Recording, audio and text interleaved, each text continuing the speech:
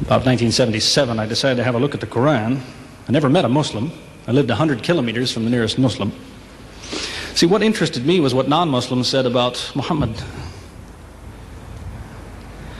There are books and books written about Muhammad that tell you, one thing we know for sure about this man, he had an outside source of information. One book I've got says the Quran was written by a committee, because they've established so well that there's information in there that an Arabian shouldn't have known. He must have had someone from the outside bringing him this information. So they say, one thing we know for sure, he had an outside source of information. Now, he said this book was a revelation. So they say, you see, he was a liar. He got it from somewhere, he put it in a book, and he gave it to someone, telling him it was from God. He was a liar. Other people write books and books on the subject of Muhammad, and they say, one thing we know for sure, he thought he was a prophet. He was crazy. Because they look at his life very carefully, and they see episodes like, for example, when he hid in the cave with Abu Bakr. He was running from the whole city who wanted to kill him, and he hid in the cave, and when the Meccans came running up to the cave to kill them, what did he say to his friend? Did he tell him, see if you can find a back way out of the cave? What he told his friend was, relax. He was telling him, I see what you see, but he said, God is with us, God will save us. So people on that basis, they say, you see, he thought he was a prophet. He thought God was with him because he said things like that. He wasn't a liar. They never seem to realize that one man can't be both. So you can't be a liar and a crazy man at the same time. If you think that an angel gives the words of God in your ear, and somebody says, I have a question for you, what does God tell you about this thing? I want to hear an answer tomorrow.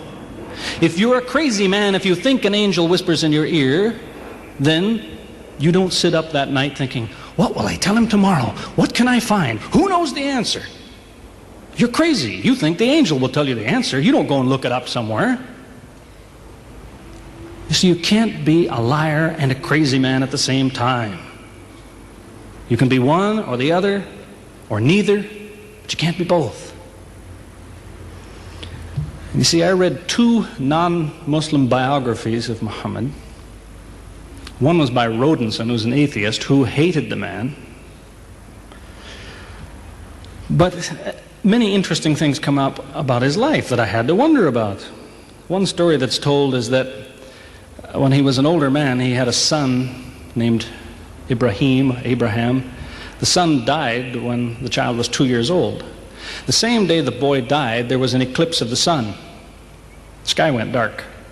And the Muslims came running to their prophet and said, look, it's a miracle. Your child died and the sky went dark in sadness. It occurred to me, see, if he was a crazy man, he'd probably believe what they said. He'd probably think, yes, it's a miracle. My child died, the sky is dark. Yes, it's a miracle. If he was a crazy man. If he was a liar, he would have taken advantage of it. He would have said, yes, right, my child died, the sky is dark, you tell everyone, it proves I'm a prophet. It's a miracle. But what did he do? He became angry with the Muslims. He told them that was nonsense. He was angry with them. How dare you say that? He said the sun and the moon are signs of God, and they don't worry themselves about the birth of a man or the death of a son of Muhammad. Doesn't look very crazy, doesn't look much like a liar. Now you have a third alternative, of course, which people tell you all the time. They say, no, he was not a liar. He was not a crazy man. He was deceived by the devil. Deceived by the devil. It's an interesting idea, but whatever you say, you better be ready to back it up. There's a lot of difficulties with that idea. For example, there is a verse in the Quran which tells the reader about a good habit to develop. It tells him, before you read this book, always say, A'udhu billahi minash shaitani rajim, which means, I take refuge in God from Satan the rejected. Is this Satan who wrote this? Who said, before you read my book, ask God to save you from me? Is that Satan who wrote that? As Jesus said, if Satan is divided against himself, then his kingdom will fall. He's fighting against his own interests. So let me finish with a story that illustrates a point. As I said, there's many theories and many explanations around, many explanations. But an explanation, something somebody tells you, is just so much air coming out of his mouth unless he has proof and unless he offers you something that you can use to falsify it. You see, there's many theories of how do the planets go around the sun and how do the stars burn and all the rest of it. Many theories. Most of them are just so much wind. Scientists pay no attention to them because they don't contain something that could be checked to prove it false.